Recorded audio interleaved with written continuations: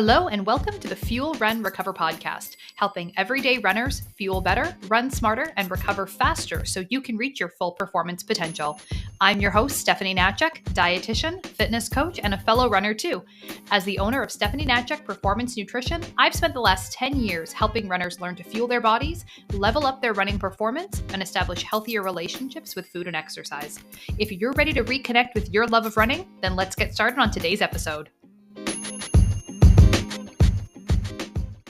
Hello, and welcome to this week's episode of the Fuel, Run, Recover podcast, where I am really excited to be breaking down a very common, popular topic today and hopefully unpacking a little bit of the nuance or the complexity that goes along with it.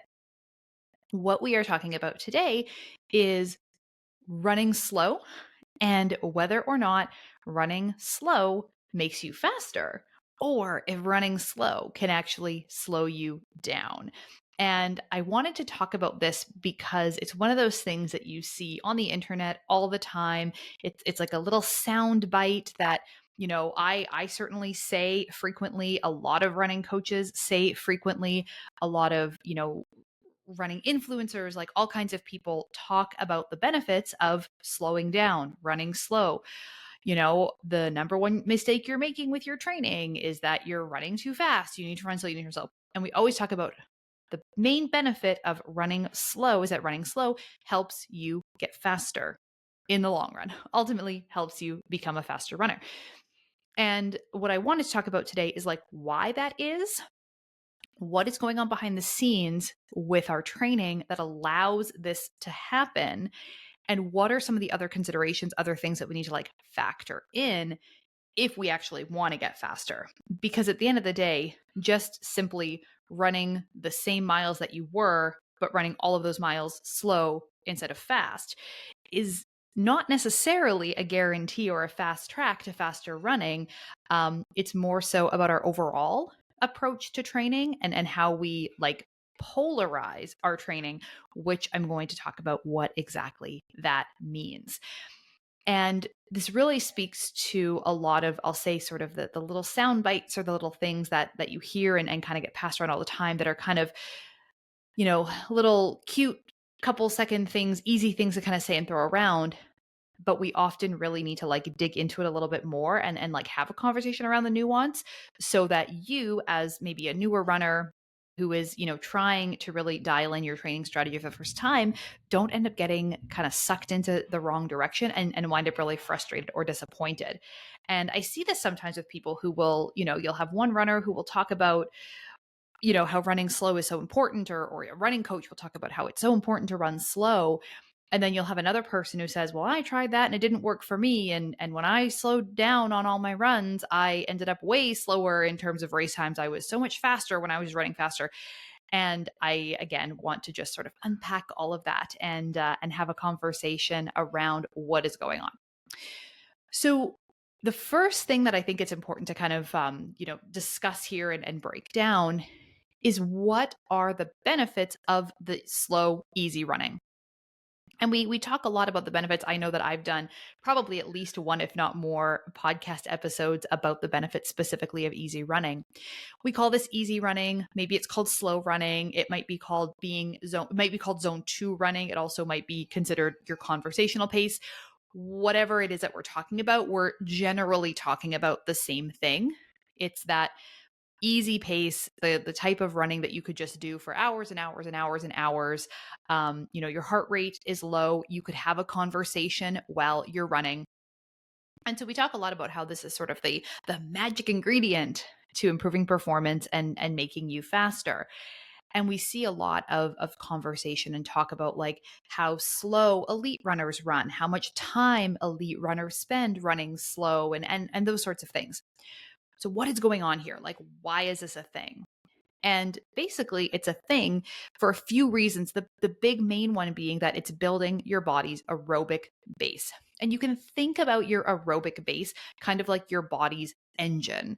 And so if you have a bigger aerobic base, a bigger engine, then you are going to have more capacity to run faster in these aerobic events. So like, your marathon, your half marathon, your 10K, your 5K, all of these, of course, are aerobic events, even though we're working our butts off when we're running these races. We are still aerobic for the vast, vast, vast majority of the time that we're spending running. So the benefit is that the larger we have, the larger our aerobic base. That means that we are able to sustain faster paces for a longer period of time, which makes us better at running these distance races. But the other benefit, there's two kind of other benefits here. The first is that it actually allows us to run more weekly miles without increasing our injury risk as much. Now, generally speaking, a lot of running injuries come from doing too much too soon. So increasing our volume or our weekly mileage that we run too fast, right? So we're going from 15 miles a week to 30 miles a week or something like that, right? A huge dramatic increase in volume. That's going to be one major thing. But the other thing is going to be doing too much hard running, too much fast running, right? So running slow and running more of our weekly mileage, a bigger proportion, a percentage of our weekly mileage in this easy conversational zone allows us to increase our miles without seeing a very sharp rise in injury risk, which of course we know if we're injured, we're definitely not going to be improving our performance if we're always injured. And because of that, we are able to run more overall volume. And generally speaking, the more volume we can run, the better performance we can have. And this again is because, we're spending more time building that aerobic base. So more running volume, bigger aerobic base, better performance. But also we are going to see that hinge on our ability to recover well and not get injured. So if we're running all of our miles too fast, we can only tolerate so much volume, which means that we're going to kind of put a cap on our performance capabilities from that perspective. We just can't run enough before we're too fatigued to run down, etc. But on the other hand, if we are trying to run this very high volume, all of these miles being too fast, we aren't going to get the recovery that we need in between these training sessions. We're going to be run down. We're going to be tired all the time. And we're increasing the likelihood that we're going to get injured as a result. So spending a lot of time in this aerobic zone, really slowing down, keeping our pace conversational, right? This easy running is benefiting us. Like physiologically, we're seeing those benefits and those improvements, in our body cells, in our muscular system, in our cardiovascular system. Like everything is going to be stronger as a result. But then also it allows us to also run more without getting into this overtraining injury risk zone. So that's really what it comes down to. Having a more aerobic base, having a larger aerobic base is also then the foundation on which our other training lies, which is what then also allows us to run faster for longer on race day. So it's not just about being really good aerobically, but you're building that aerobic base, which is then where your other training lies.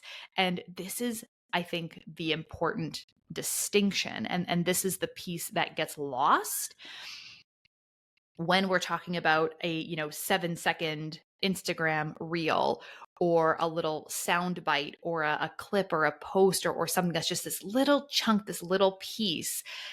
You're missing sort of this whole other side to the story.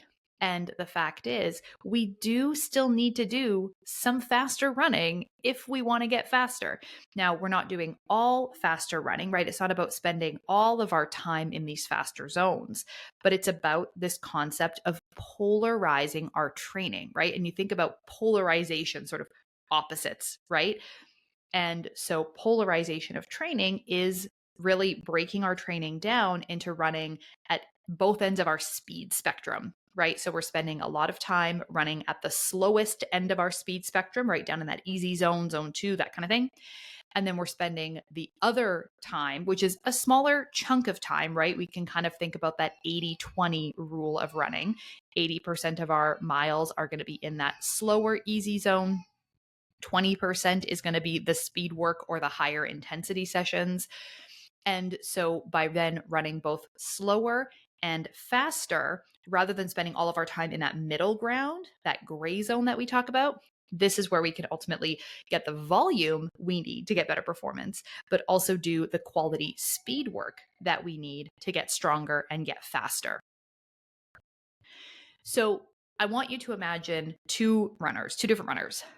Maybe they train together. I don't know. Maybe they know each other. Maybe they don't. Doesn't matter. They run the same miles each week. So both of these runners are getting ready for a marathon, and they both run the same weekly miles each and every week.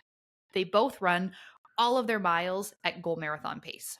And for this marathon, they finish their race at about the same time. Now, maybe they're twins. I don't know. So, like, genetically, they're the same, and there's no differences in terms of all of that. They eat the same things, they sleep the same, they have the same job, whatever. I don't know. But they run all the same miles. All of their miles are run at their goal marathon pace. They both finish their race at about the same time. The next training cycle comes around, and you've got these same two runners, and they're still running the same volume. Like, they're not changing the total number of miles they run each week. But one of the runners hears about this concept of polarizing their training, the importance of easy running, slowing down, etc. And so they give it a try. They run 80% of their miles, give or take, in that easy zone. And then the remaining 20% is going to be in their faster pace zones. And so this could be some at goal marathon pace. They're going to spend some time there probably. Some might be, a little bit faster, closer to their lactate threshold pace. And then some is going to be even faster than that. Like, some of their, short speed intervals are going to be even beyond that, getting closer to their VO2 max pace. So they're spending a big majority chunk of time in that easy zone. And then they're sprinkling in that speed on top, and they're getting that remaining 20%, a couple workouts a week, spending some time in those faster pace zones. Now, chances are, whether these runners are running a 10K, a half marathon, a marathon, whatever the distance might be, chances are this second runner is going to be the one who runs a faster race compared to the runner who runs that same volume, only sort of running in that gray zone.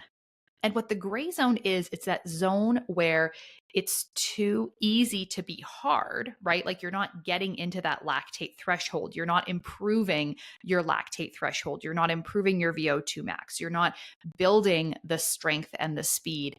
But it's also too fast to be really considered easy. And the recovery time is the main issue.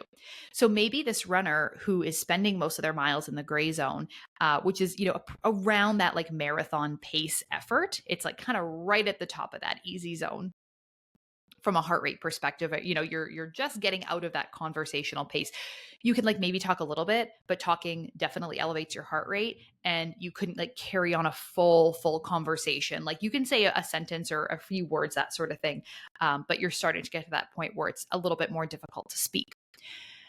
Maybe this runner who is spending most of their time in this gray zone, they might try to include some speed work. Like, there might still be some speed work on their training plan.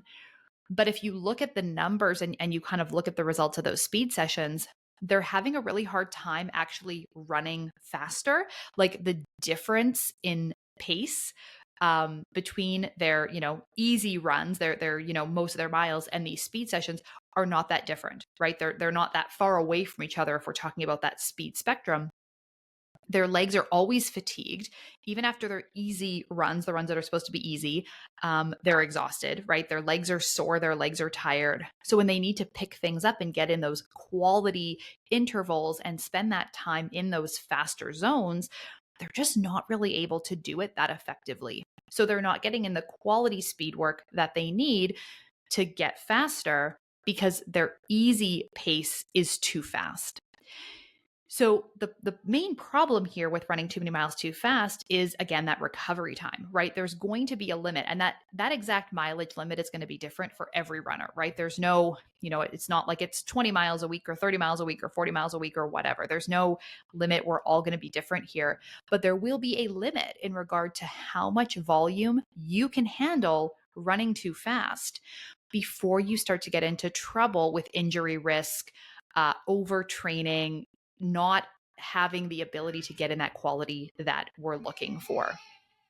So while technically, when you're in that quote unquote gray zone, when you are there, you are still aerobic, right? You haven't reached that lactate threshold. You are certainly not getting into those types of paces. It is still considered your aerobic running, right? And physiologically speaking, you are getting the same benefits of running slower. It's just we're getting into a zone where the amount of time we can spend there is limited. The miles we can run is going to be limited by our ability to recover and lack thereof, lack of ability to recover. So, this is why what we want to do instead is not just remove all speed from our running and only run slow in order to get faster, right? No one is saying, or no one should be saying, that the solution to getting faster is to just cut all speed work, any amount of fast running from our training plan, and we should only run slow. What we're saying instead is that by slowing down for a big chunk of these miles, instead, we want to bring together opposite ends of our speed spectrum, right? We want to spend a lot of time running slow, a little bit of time running fast. And this isn't just practicing running at our goal pace all the time. But by doing it this way, polarizing our training, we then are building both sets of skills, like all the different skills that we need, developing all the different body systems that need to be developed in order to improve our performance on race day. And this causes a lot of anxiety for a lot of runners, right? Especially if we're talking about marathon training, where a lot of runners want to run at their goal pace as much as possible. So they know on the day they can run as long as they need to at their goal pace. Like, I get it. Like, that is not a, you know, out of the box thing to think or a, crazy way to feel about marathon running.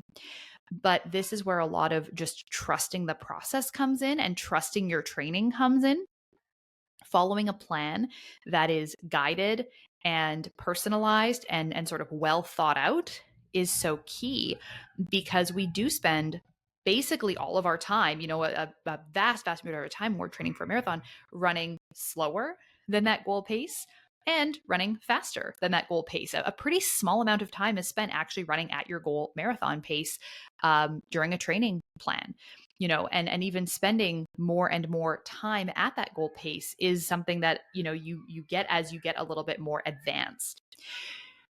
So to summarize, running slow really doesn't magically make you run faster. It's not sort of this thing that just unlocks this performance capability out of nowhere.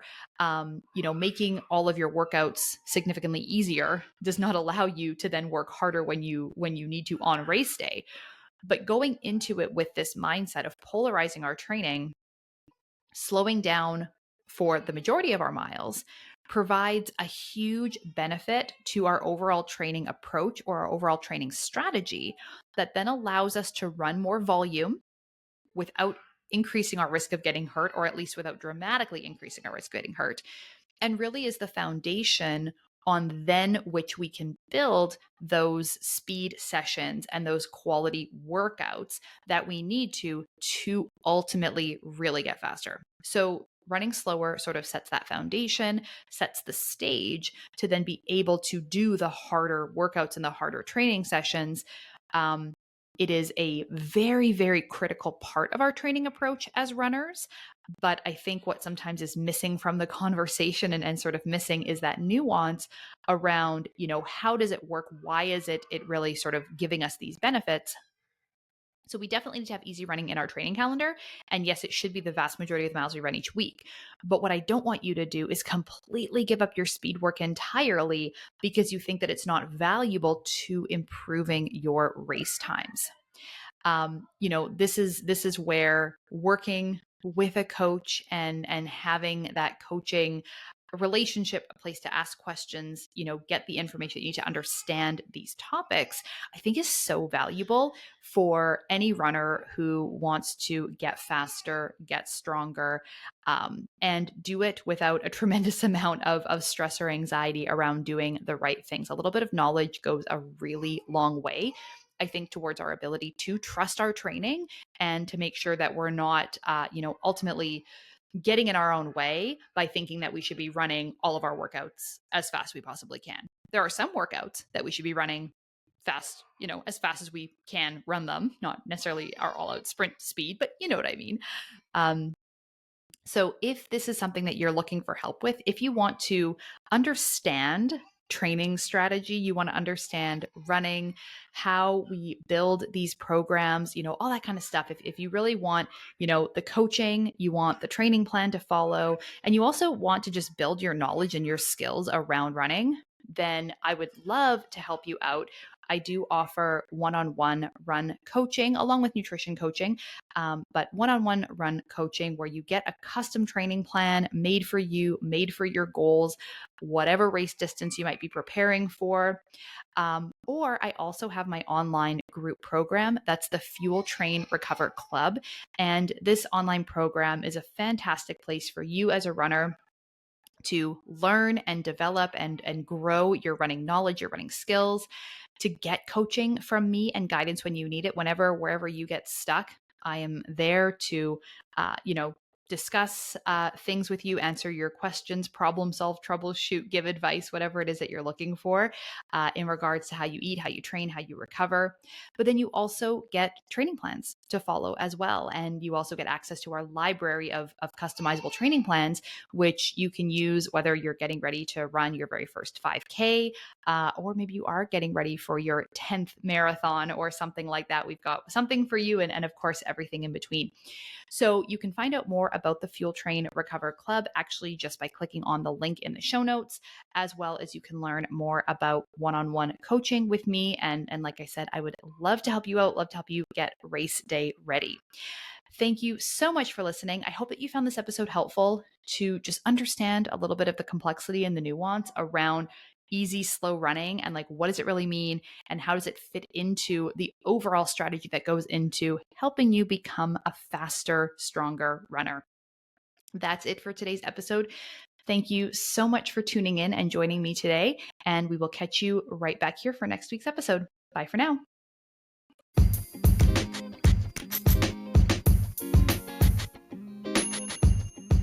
The information on this podcast is for educational purposes only and is not to be used or relied upon for the diagnosis or treatment of any health condition.